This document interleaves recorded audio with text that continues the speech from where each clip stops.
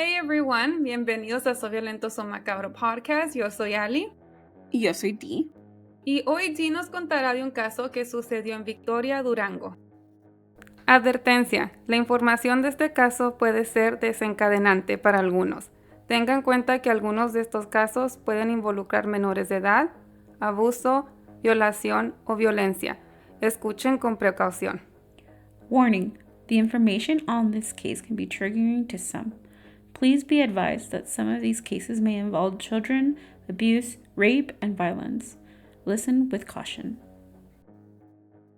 On March 30th, 2024, a 2-year-old girl was rushed into the emergency room unconscious.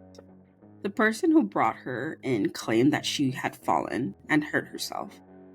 However, as the medical staff examined her injuries, they began to uncover the horrific abuse she had endured at the hands of those who were meant to love and protect her. This week, we delve into the heartbreaking case of Madeline and how it threw shockwaves throughout the state of Durango. This is the tragic story of Madelaine Martinez Olivas. Estos juguetitos son con los que ella jugaba. Y esta es mi niña, vean qué hermosa está mi niña. Ella era una niña alegre, toda la gente la conocía, era una niña muy sonriente. Aquí se le dio pura felicidad, aquí se le dio amor. Y allá donde se la llevaron era un infierno. Así como si lo hubieran puesto sobre el piso.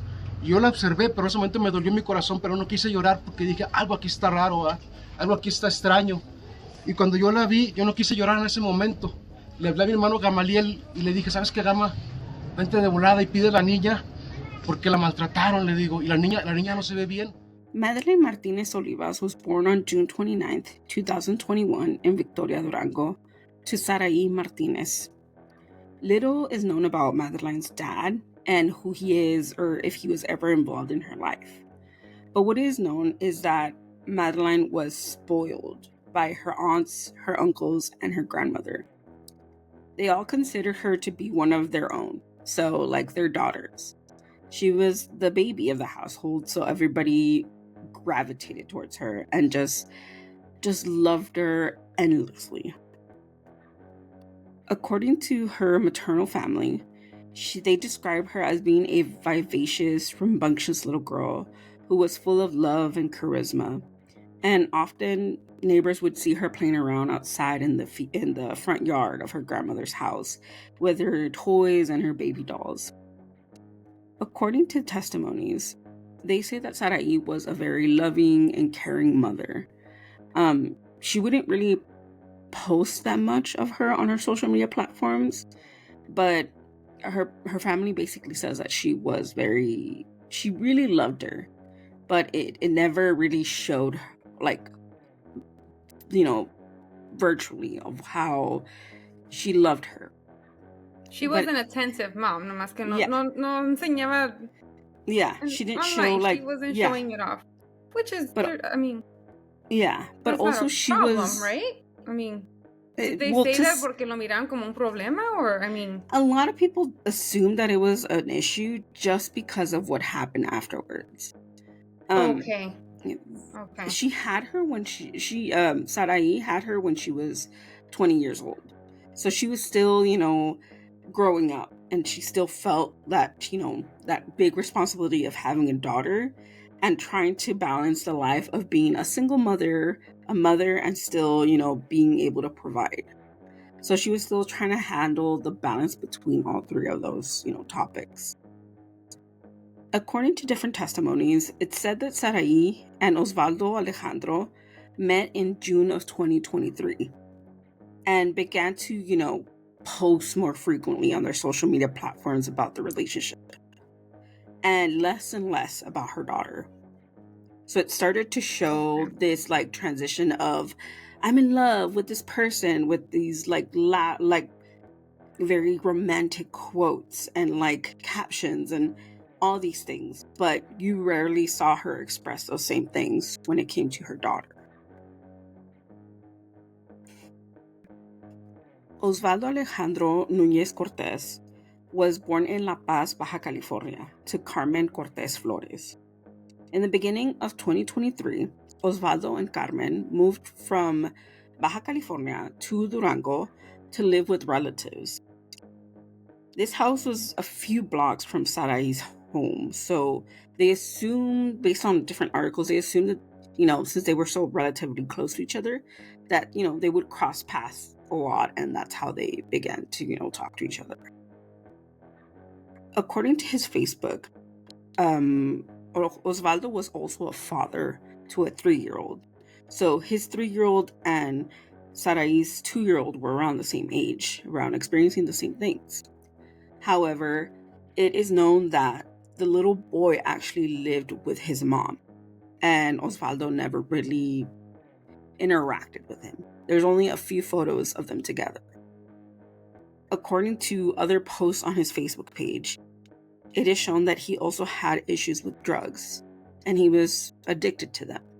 So that was maybe one of the possibilities that's why he didn't have a good relationship with his son. On December 17th, 2023, Sarai decided to move in with Osvaldo and took Madeline with her. Eso fue rápido. Wow. Yeah, so they met around the beginning of 2023, they got together in June, and they moved in together in December. This was moved so quickly, and it took the family by surprise because it's very unusual that they moved on so quickly. But also, let's remember, Osvaldo and Carmen live in a home that's not theirs. When you see different videos and stuff, it's shown that Osvaldo had a room in that house. And that was basically his house, like his side of the house, quote unquote. So it's not like he had the house to himself. He only had a room. So Sarai and Madeline moved in with him to that room. And that was like their own private space. Okay. They're so young también. Right? They were both in their 20s. 20? Yeah, early 20s. Yeah, when they got both moved in together, they were 21. Okay. And then when all of this happened, they turned 22 afterwards. So they were in their 20s. According to Teresa. I mean, I know there's relationships que van rápido y funcionan, right? But, and I don't know if this is just my personal thing. I mean, I don't have a child, but I've heard other parents say cuando tienen un hijo, una hija, and they're dating, están conociendo personas, it's harder to date when you have a child because you want to make sure you know this person before you introduce them to your child. So it takes parents a while for them to introduce the person to, you know, and to acclimate with each other. But paso a paso. Yeah, but they moved on so quickly. Like I'm saying, from the moment that they began posting about each other on social media, you just could see that they were so in love. And I think that moved into being to fast forwarding their relationship and going in and moving in together, which to me it's already a red flag, but who am I to judge? Right. According to Teresa, even though they lived 2 blocks away from each other, she told different outlets that they weren't allowed to see her. They had to ask for permission to see Madeline. So again, another red flag. They're being very distant. They're not being allowed to see either Sarai or Madeline. And they live so close together. So it's crazy. According to Samuel, Sarai's brother and Madeline's uncle, he starts telling different outlets that he began to notice a different characteristics in Madeline that weren't her normal characteristics. Okay. He said that he began to see that she started to lose a lot of weight. She started to look very tired. There was a lot of, small bruises around her body, like her arms or her legs. And that whenever she would run, she would just kind of look tired afterwards, like almost like, oh, can you carry me? Or can you carry me, Theo? And like, he would see that she just looked exhausted. That, she was so unbelievably underweight that it just broke his heart, because they spoiled her, they gave her everything that she wanted. So to see a different change between who she was when she was with them before they moved out to now, it just showed two different children. According to the family, they also said that they had seen a change in her attitude.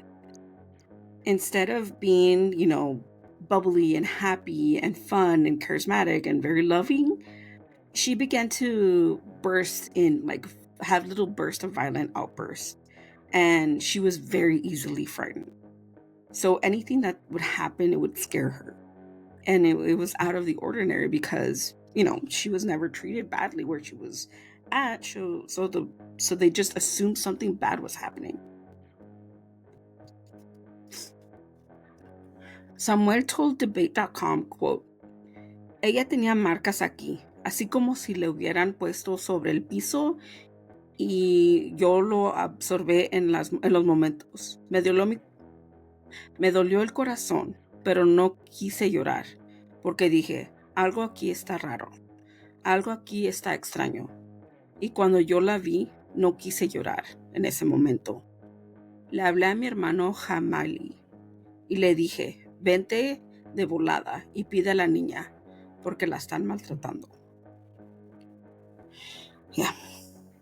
Samuel also told the outlet that on 2 different occasions, Madeline had also asked him if he could kill her mother, which is crazy to me. She's 2 years old.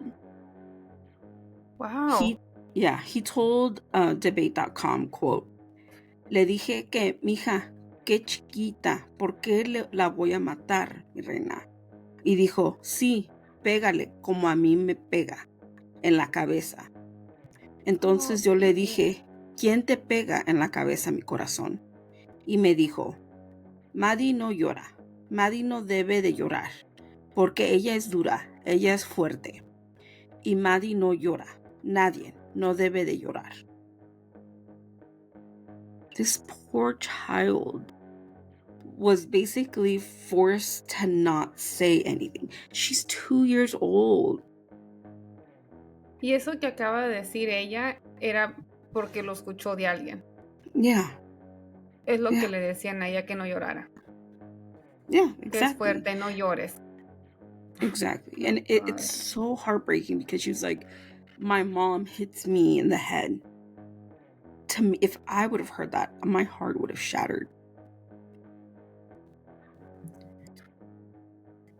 Teresa told outlets that on February 24th, 2024, she and her family sought help from Durango's Desarrollo Integral de la Familia, also known as the DIF. According to Teresa, they did not receive the necessary attention from the authorities. They accused the government of neglection and to let this tragedy continue its course. When they approached Sarai and told her that they found bruises on Madeline and what she was saying, she denied everything and did not allow them to help or get near Madeline. On March It's so hard not to hate these parents.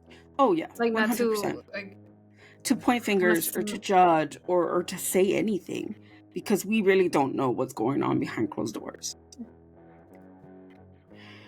On March 30th, Madelaine was admitted to the hospital with head trauma, brain swelling, and other injuries. At the time, Sarai claimed that Madelaine had hurt herself when she fell out of bed. But upon further examinations, they realized that the injuries were due to physical abuse against the child. When Madelaine was examined by the doctors, they pointed out that the injuries that she had on her head were not typicals of a fall, determining that the injuries were extremely serious. On March 31st, Madelaine's family found out that Madelaine was in the hospital and that she was in intensive care. When Teresa arrived to the hospital, the director of the hospital gave Teresa the diagnosis of Madelaine's injuries. They were holding on to hope that she would recover from her injuries. Teresa was also informed that the person who took Madelaine into the hospital was Osvaldo's mother, Carmen, who shortly after dropping her off, left Durango and is accused of accomplice to the mistreatment of Madelaine. Teresa also told outlets that Saraí was working at La Farmacia Guadalajara at the time of Madelaine's injuries, and that based on what was going on that day, she wasn't part of whatever mistreatment that was going on with Madelaine at the time. Teresa also told outlets that Saraí was a victim of gender-based violence by Osvaldo, and that she was suffering through domestic violence while being with him at his home. Although the family hoped that Madelaine would recover from all those injuries that she had, Madelaine passed away on March 31st at 7 p.m. Madelaine's body was then transferred to the Forensic Medical Service to perform an autopsy to further examine her cause of death. According to medical examiners, Madelaine's autopsy reports show that she had a blow to the head from being slammed against the wall. Oh my God. She had strangulation marks on her legs from being tied up, bruises all over her body, as well as being sexually abused. Hijo de su... I'm sorry, I'm gonna curse, but hijo de su... Yeah. Puta madre, because it's like, are you... Yeah. Ugh. And all these injuries were confirmed to be done by Osvaldo. By him. Yeah. Fucking monster, that's what he is. I don't... It's so frustrating que gente como esta existe. Oh, 100%. And I think that a 2-year-old. She's 2 years. I mean, no matter the age, but yeah, 2 years old, like. And when you see her face and her eyes and just like the way she expressed herself, you see that this little girl had so much light and so much love, and for somebody to just do such horrendous things to her, it's just completely and absolutely tragic, and there's just no words for it.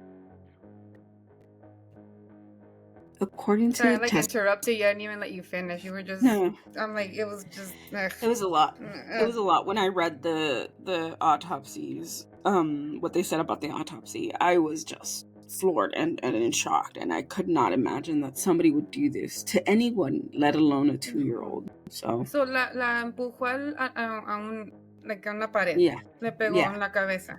Yeah. La tenía And amarrada, you said? he had tied her up, and this is according to the bruises that she had that day. But according to the autopsy, there was many more bruises before those. There's also this, I can't remember the medical term, but it's when your skin is like turned slightly yellow from the constant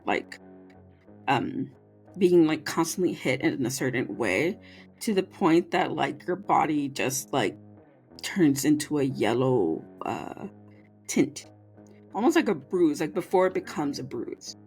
And there was also a lot of old injuries from being hit. So it was either in her head or in her body or her legs. She was definitely abused and tortured for months.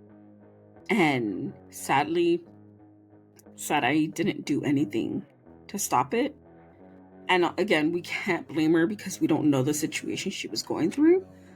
But at the same time, it's so heartbreaking that this animal had the audacity to do something so horrendous to a 2-year-old, and that literally nobody did anything to stop her. Mind you, he lived in a room in a house. So if Saraí couldn't do anything about it, ahí vivía su mamá de él, ahí vivían sus familiares de él, somebody could do something. Alguien escuchó a la niña gritar. Yeah. Based on like a short clip that I had seen about his family, they said that they didn't hear anything. That they that, they only rented that room to him. And after that, they never saw anything. That they would see the little girl like playing outside, or, be in the room, or, be in the house. But everybody kept coming in and out of the home, and they didn't hear anything. Al menos de que él haya, I mean, it's just hard to say this, but que le haya tapado la boca, or... Yeah. And there's also another one that said, I forgot who it was, but she had mentioned that maybe drugs were the reason that he might have done it. Also, understandable, but also doesn't justify the fact that he hurt this little girl. Dijiste que Saraí, la mamá, right? Uh-huh. Ella reportó que él también le pegaba a ella. It doesn't say that she said it.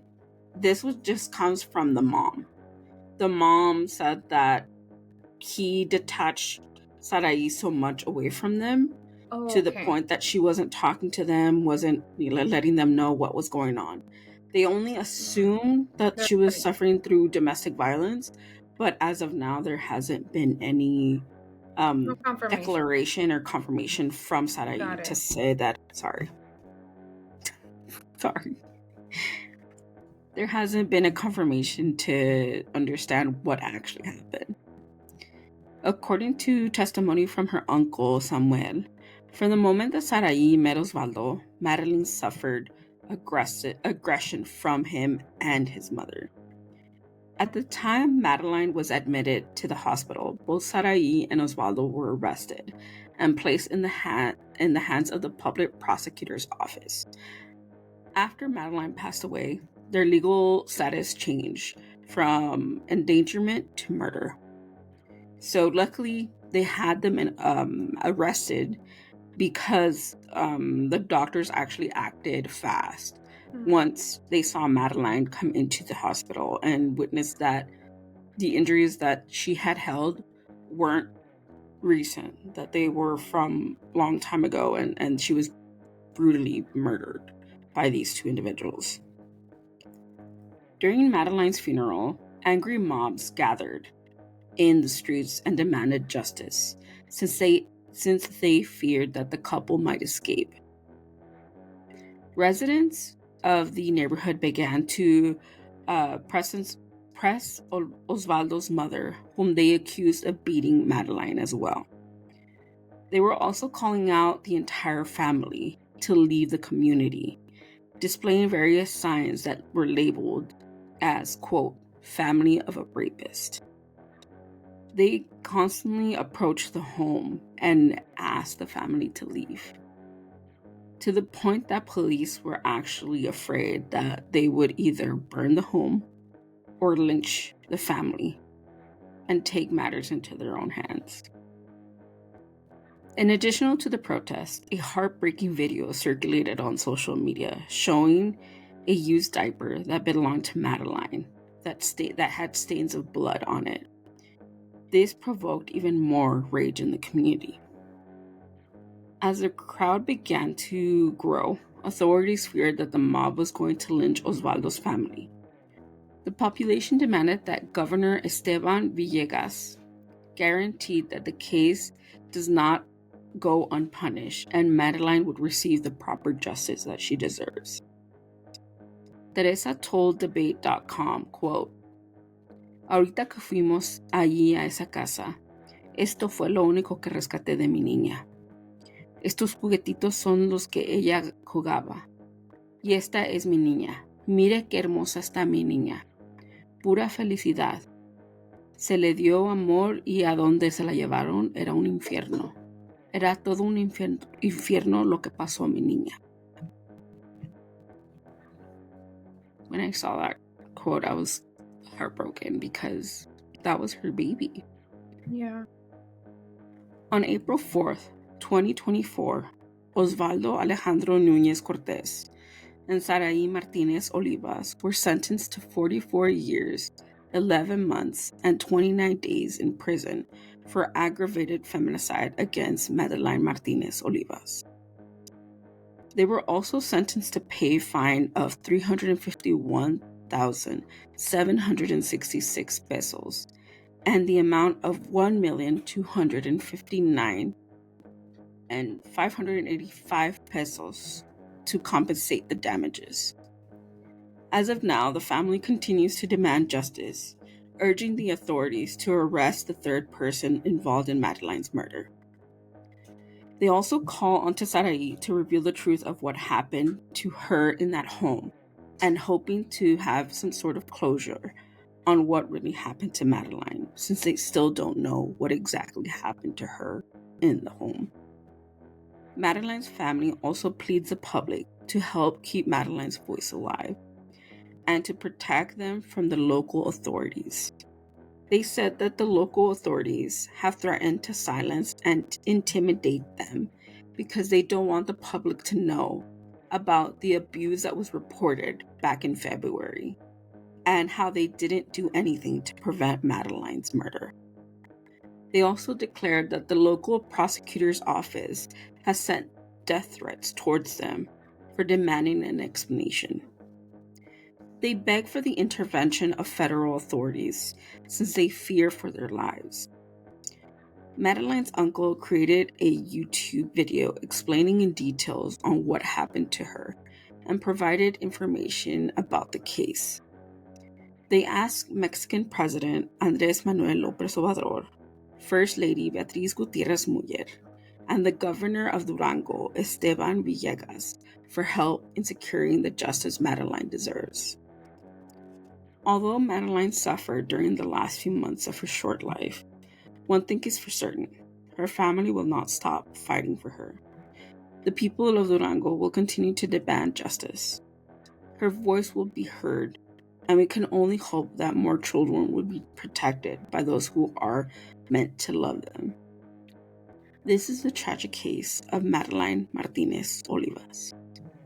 Leyes que son la gente que según nosotros confiamos, que son la gente que nosotros les damos la autoridad, que nosotros ponemos ahí en aquel lugar, nos defraudan, nos amenazan. Todavía en ese día, acá mi hermano, el comandante Porras, lo subió a la camioneta y dijo que si seguíamos dando lata, que nuestras vidas estaban en peligro y todo. La implicada se llama Carmen Cortés Flores. Ella ya está allá en La Paz. En La Paz, Baja California. Entonces, si supuestamente ella no tiene nada que ver, entonces no, ella misma, sí, o sea, ella misma, ¿por qué huyó? El que nada debe, nada teme, ¿verdad? Y ella ya huyó de aquí. Creo que, aunque sea mi hija, creo que son muy pocos años, pero les vuelvo a repetir, falta la principal implicada, y es lo único que pido. Son muy pocos años para toda la tortura que le hicieron a mi niña, para todo lo que le hicieron a mi niña, son muy pocos años. And that was the case for this week. I know that it's always hard for us to talk about children and, children's brutal murders like this, because it's something that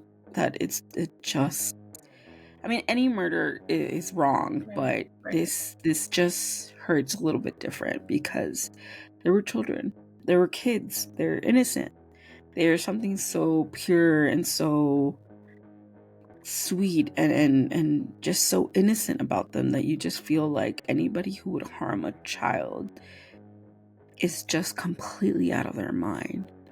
But yeah, they're monsters. They are. Every time we talk about like a child, like a case that has to do with a child, it always feels so tense. Yeah. Like my body just gets so tense, and I just feel so angry, and yeah. I wish I could say stuff, but I'm just gonna keep my mouth shut. I know, It's frustrating. It is, and I feel like we never get, because there's no such thing as justice when it comes to any murder, but especially to kids. Because you're just like, oh, you did something so horrible to this child. Que no se puede defender una niña de 12 años. Yeah. She was so sweet and loving and caring, and you destroyed all of that for your own needs, your own weird satisfaction. It's horrible. But anyways, that's the case for this week. again, we can go on and on about how much we hate it, but I think we want to pass the topic to you, and for you to let us know your thoughts on the case. What are you thinking about? Your opinions, any sort of details on it that we might have missed. Anything.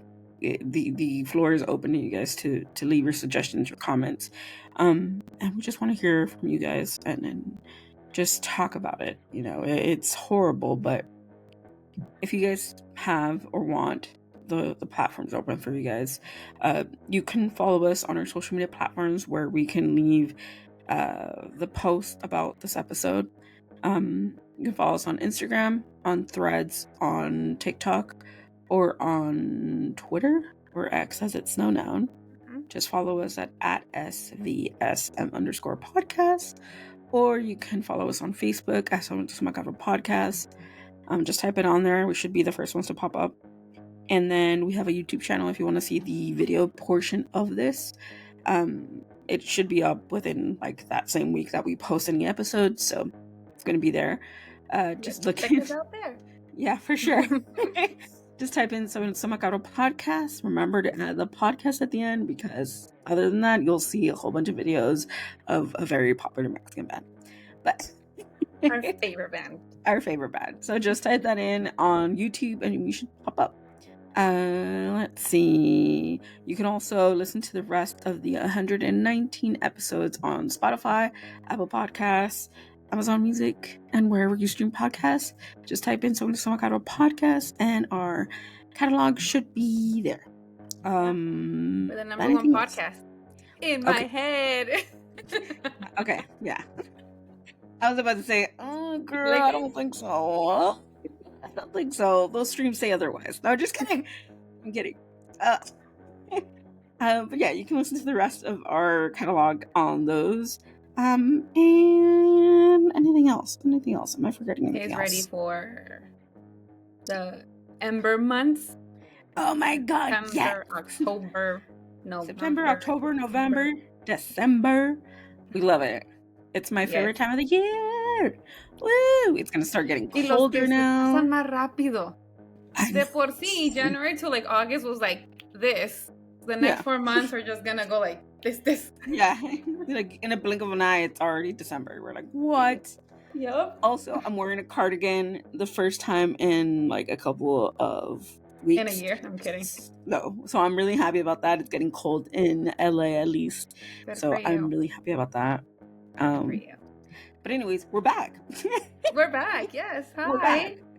Sorry for leaving you guys abandoned for 2 weeks. 2 weeks? Yeah, it was 2 weeks. 2 weeks. 2 weeks. Finally back from Mexico.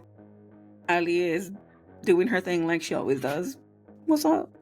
And yeah, we're back. Officially our 5th season. Yes. Right?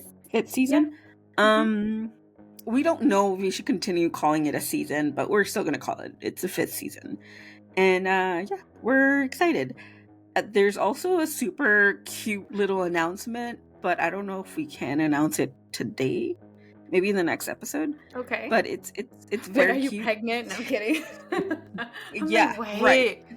No. About the other thing. Know. Yes, I know. I'm pregnant. No, I'm kidding. Wow, I didn't know that. I'm kidding. It's the other thing. Yes. It's the other thing. But yes, I don't find know out if we can now announce it today. But definitely it should be on our podcast, Instagram, and our other socials this week. But yeah, we're excited about that. It's great news. It's great news. It's interesting. We're excited for it. It's super excited, and it's super exciting to work with these people. So it's fun. That's all I can say. I can't spill anything more. I feel like cuando like they're interviewing the celebrities, like actors in a movie. Yeah. Like, oh, what's the next season? Like the next episode? They're like, well, I can't really tell you, but you know. But I'm like horrible with secrets, so I'm just like, no, I tell you guys so bad. But yes, anyways, officially season 5. Hello, hi. Hi. More episodes coming we're finally in the last part of the year. We already have our costumes planned out. Need to buy the stuff. So we're excited about that. Yeah. Let us know what you're looking forward to for the end of the year. Anybody having any Halloween parties? I know. Can you send the Para que invite? inviten. No. Can you send the invite? Their email is... but yeah, anyways, we're excited to see what the rest of the year has for us. And yeah. Anything else? Anything else I'm forgetting? No, I think that's it. I think that's it. We've rambled on enough. Anyways, hope you guys have a wonderful weekend. Thanks for listening. Thanks for supporting. And we love you guys. Yeah, thank you for sharing the stories, because this is why we do this. Definitely. Yeah. We really appreciate you guys sharing all these stories and talking about them, because it's just important to the family as well as it is to us.